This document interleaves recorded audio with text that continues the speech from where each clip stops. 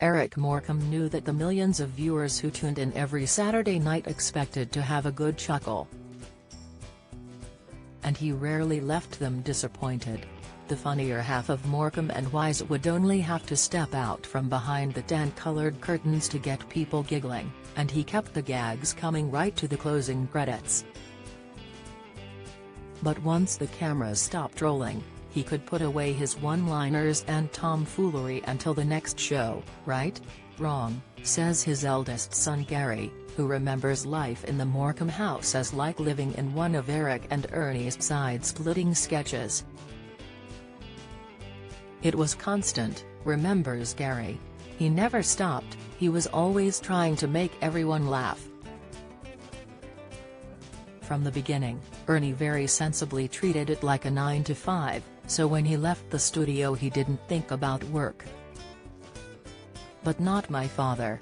They said the same about Laurel and Hardy. Ali would go and play golf after work, but Stan was always thinking about the next laugh. Gary, 67, who was born just before Eric and Ernie hit the big time, says it was not until later that he realized it was not like that in every home. He says, "When I got to about 12 or 13, my mates would come round and fall about laughing and say, 'I wish my dad was like your dad.' But you couldn't define the laughs because he didn't tell jokes, he just saw the world funny." Looking back, though, Gary, whose biography about his dad is out this week, thinks there was a less healthy reason why his dad thought he had to keep being funny.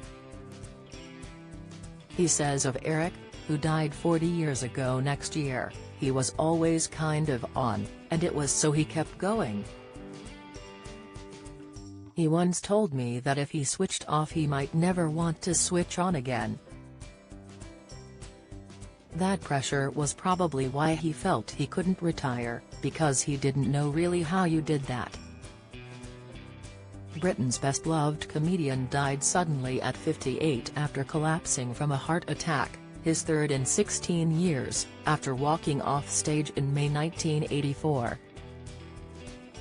Writer and producer Gary says he decided to write a definitive biography of his father's life after his mother Joan and elder sister Gail, 70, agreed to share their memories. The siblings also have younger brother Stephen, 53, adopted aged 4. Gary says, "I wanted to do something that other writers couldn't do, because they weren't there. I've read all the biographies and my heart always sinks.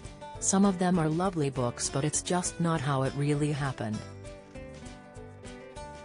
I wanted to do something from inside the family, and as soon as my sister agreed, that was the green light." Many of her memories were different to mine, because she had a different relationship with our father. Mine was very much around football and comedy, but with Gail it was just her and Dad, the showbiz side was almost irrelevant. And my mother is now 96 and I wanted her to have the chance to speak. Eric and Ernie were still honing their act and struggling to make a living when Gary came along in 1956. They hit the big time 5 years later with ITV series 2 of a Kind, before the first Morecambe and Wise show on the BBC in 1968. Gary says he became an Eric Morecambe fan aged 5, when he started primary school and discovered everyone else knew who his dad was. Gary adds, "My father kind of became the creation that he made. When I was very little he was still a young dad trying to make a good living, but when he became Eric Morecambe the superstar he became a diluted version of what you see on TV, something he hadn't been before, when he was at home." After the Morecambe and Wise show made Eric a superstar, he was at home, now in Harpenden, Hearts, a lot more than before. Gary recalls that in his late teens, his comic dad would often monopolize any visiting friends. One girlfriend even tried to flirt with Eric, who the next day told Gary to be more careful who he brought home. Eric, a chain smoker and heavy drinker, suffered his first heart attack when Gary was 12. He was at boarding school at the time. He recalls, "The teachers told me, and didn't let me see any newspaper. The era was still very stiff upper lip. I spoke to my mum and she kept telling me he was okay, but he obviously wasn't. But he was soon back to normal and back to joking around. As part of him getting well, he invited me to see a local team, so we looked at the local sides, Luton and Watford, and it happened to be Luton who were playing at home, and the rest is history." Eric became Luton's most famous fan. He joined their board of directors, and often featured his club on the show. Age 21, Gary started working for Eric's agent, but would only be able to enjoy 7 more years with his father. After the fatal heart attack in 1984, Gary remembers how the family's shock eventually ebbed into grief, and then years of feeling sad and empty. Gary says of his own 4 kids, the first of whom was born in 1988, "They are all terribly proud of their granddad and their biggest regret is they never met him.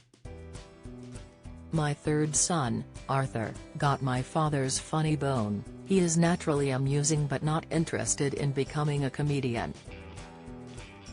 And if Eric were alive today, Gary says, he would have embraced new technologies and social media. He would be out there making comments, and if anyone was rude he'd be giving as good as he got. Follow Mirror Celebs on Snapchat, Instagram, Twitter, Facebook, YouTube and Threads.